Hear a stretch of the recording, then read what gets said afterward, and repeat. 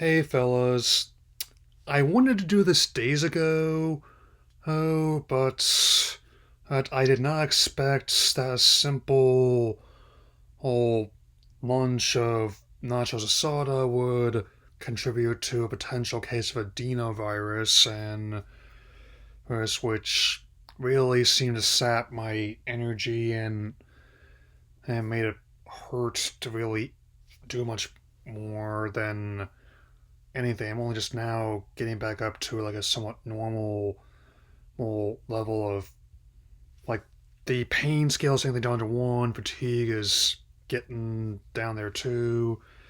So now with a little bit less than 90 days left to official release, I give my belated thoughts on Splatoon Raiders coming July 23rd to Nintendo Switch 2. So let's begin. The game is the first spin-off that is specifically a targeting the single player section of the games which have been key to story and how to work on the gameplay and the other installments that I have played extensively. In fact, the third game alone I've logged well over 700 hours into, which should give you an idea that I enjoyed it. I mean, it's personally.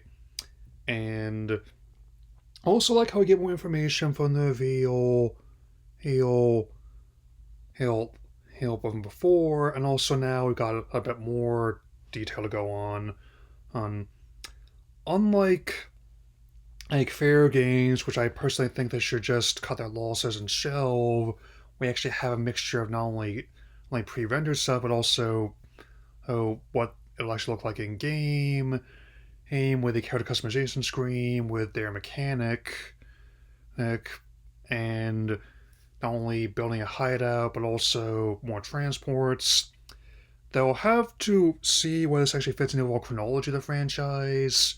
I, I do like a different side to who deep cut, that being Shiver the Shark, Fry the Eel, and Big Man the Ray.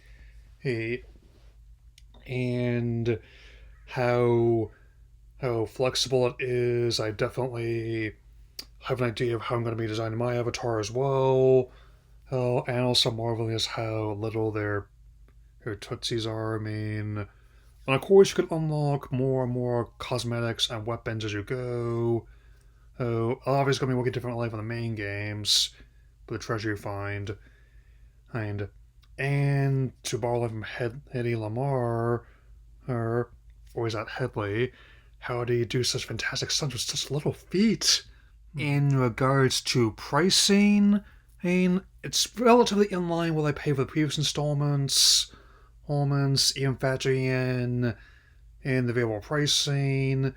It's a little bit strange, I'll admit that, but overall, I think the business model is sound personally, and naturally, there's also going to be some new amiibo as well. So I don't have any deep. I want some deep cut in my collection just yet. I like the idea of these different variations of the team. I'm definitely looking forward to seeing what kind of weapons and gear here that they can unlock, and I personally would like to know more if they can work with a like sort of Tone 3 as well. Hell, and that naturally, like a lot of people in probably going to be going after Big Man first because he's my favorite of the three. He, like, you could take a little big hug with those fins, and even with just like a trailer's 3 minutes and change, I pack a lot in that time frame, like with the salmonids and how base that's made out of metal and driftwood. That's it also adds to the world itself, of which suggests that sea creatures may one day replace humanity as dominant species on Earth. I mean, Earth, and also even the whole idea reminds me a bit of I know, say, like that one Water World I looked at a while back. I definitely going to be keeping an eye on this game, and given how I got in on the ground floor fairly early on with the other two game, with the other three games, I can. It's highly likely I'll be getting this one sooner than later.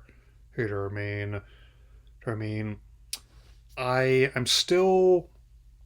I may not get every single whole game at this price, and but in the instances that I do, I can definitely say, hey, it's because I want to dive into it right away. I'm going to let other people be a test subject for Time Stranger or on the Switch Family First main, especially, and as I do sometimes.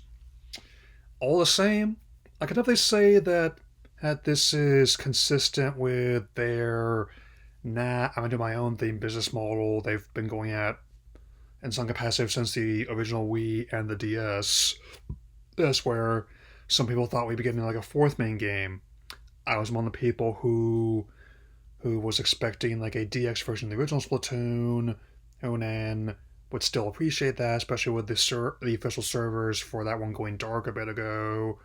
Oh, however, a single player focused spin off of what's quickly become one of their most reliable franchises is Go With Me. I mean, the previous titles were very much system sellers. There's even getting limited consoles with the Joy Cons being in their inkling colors. I mean, so I guess this will be another ink Sona that I'll have in my head. Like my first one of the ink Sona was Ben Matthew. The Auto Sona was Auto, of course, like Auto, Octopus, that kind of thing. And I think I'll call my avatar in this new spin-off Mariner, at least up here. Anyway, since we're also sort of halfway to Halloween, I can also hopefully get you something that's related to that soon, especially since it's only been wanting to come for a while, and I believe that time is upon me, especially as even though not a lot of people saw it, it is something that has been highly acclaimed, and rightfully so. That'll be all for now. Oh, and I will see you all again later. Stay fresh.